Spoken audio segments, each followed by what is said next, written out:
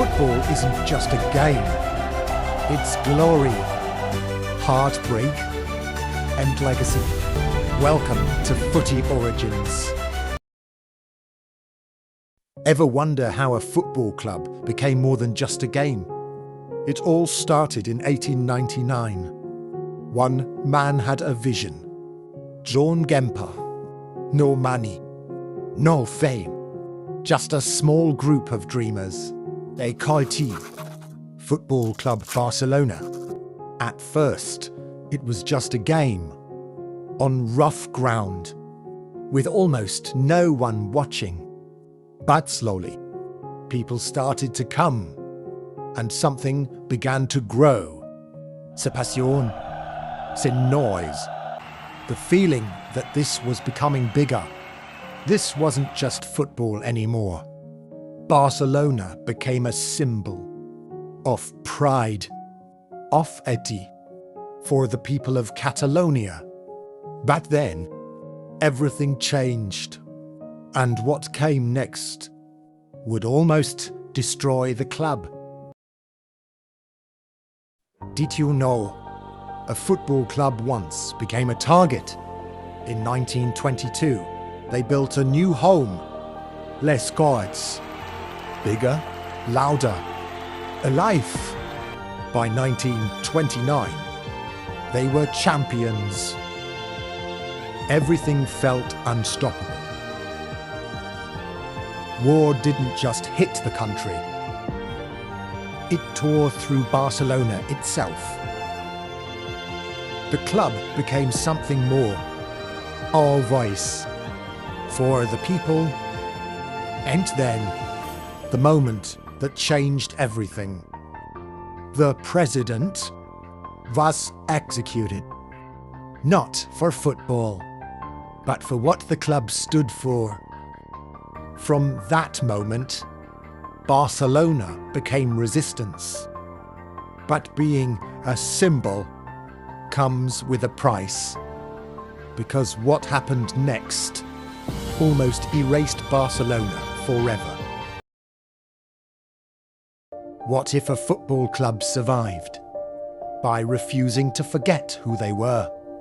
Under Franco's regime, Catalan identity was being erased.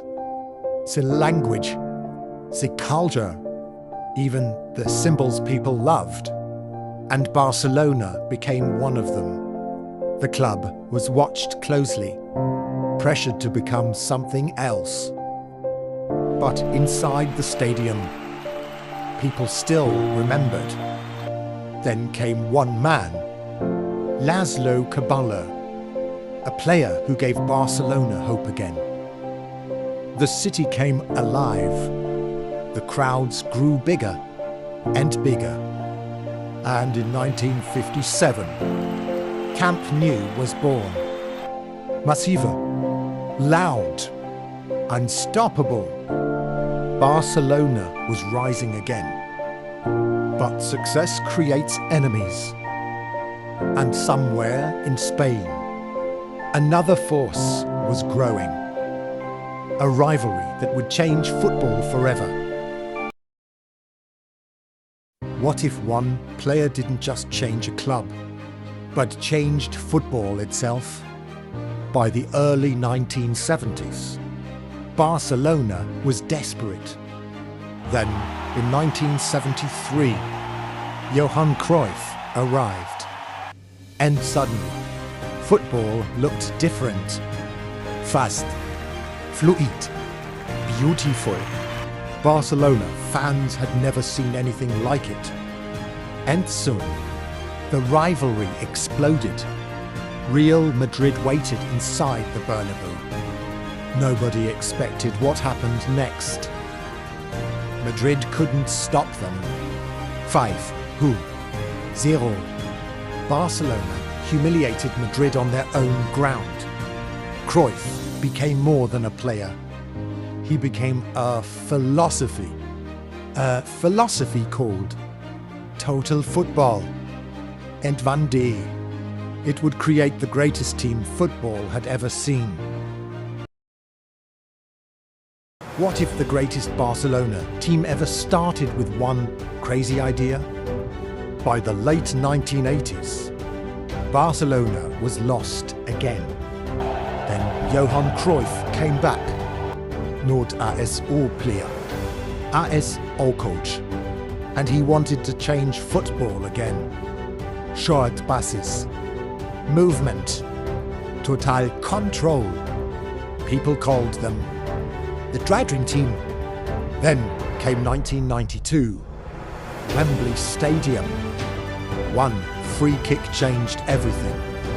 Barcelona finally won their first European Cup. The club exploded with emotion. But Cruyff left behind something bigger than trophies. A philosophy that slowly became tiki-taka, and deep inside Barcelona's academy, a quiet little boy was about to inherit it all. What if one smiling Brazilian saved Barcelona from becoming irrelevant? By the early 2000s, Barcelona was falling apart. The football felt empty. The fans were losing hope. Then Ronaldinho arrived. And suddenly, Camp Nou smiled again. He didn't just play football. He made it feel magical. The crowd was alive again. Barcelona became beautiful to watch again. Even rival fans stood up and applauded him. Fear returned to Europe. Then came the Champions League final in 2006. And Barcelona conquered Europe once again. Ronaldinho became the face of a new era. But the biggest thing he left behind was inspiration. Because somewhere inside La Masia, someone was watching everything. Quiet, small, unknown. And one day, the student would become even greater than the master. What if the greatest football team ever almost never happened? In 2008, Barcelona was falling apart again. Then the club made a risky decision. A young coach named Pep Guardiola, and one quiet genius became the center of everything. Lionel Messi. Suddenly, football stopped looking normal. Teams couldn't even touch the ball. Barcelona controlled everything. Then came 2009. La Liga, Copa del Rey, Champions League. The treble was complete. But Barcelona still wanted more. 6 trophies, 1 year. Many still call them the greatest team ever. But perfection never lasts forever. Does it? What if the deadliest attack in football history was actually real? By 2030, Barcelona already ruled Europe. Most clubs would have stopped there. But Barcelona created something even scarier. Messi, Suarez, Neymar, MSN. And honestly, it didn't even look fair. Defenders were terrified every single game. Messi brought the genius. Suarez brought the aggression. And Neymar brought chaos. Together, they destroyed almost everyone. Then came 2015. Another treble. Europe belonged to Barcelona again. It felt like this dynasty would last forever. But while everyone celebrated, something inside the club was already breaking apart. If the greatest football club in the world forgot who they were. By 2018, something felt wrong at Barcelona. The magic was slowly disappearing. Then came the nightmare against Bayern Munich. One humiliation the world would never forget. 2-8. Fans watched in complete disbelief. But somehow, things got even worse. The club was drowning in financial chaos. Debt, panic, bad decisions everywhere. Then came the moment nobody believed was possible. Lionel Messi was leaving Barcelona. After more than 20 years, he was gone. Camp Nou suddenly felt empty. Barcelona had lost more than just a player, because for the first time in decades, Barcelona no longer knew who they were. Everyone thought Barcelona was finished. The fear was gone. Europe no longer looked at Barcelona the same way.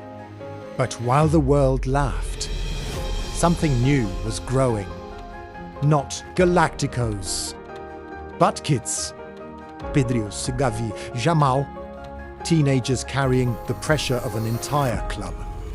And somehow, the fans started believing again. Then Barcelona fought their way back. La Liga Champion again. But the rebuild wasn't only happening on the pitch.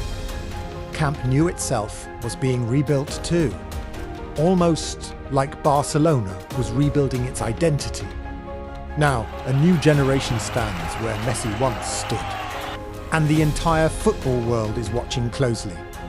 But can these kids truly bring Barcelona back to the top of Europe? Football history never truly dies. This is FOOTY Origins.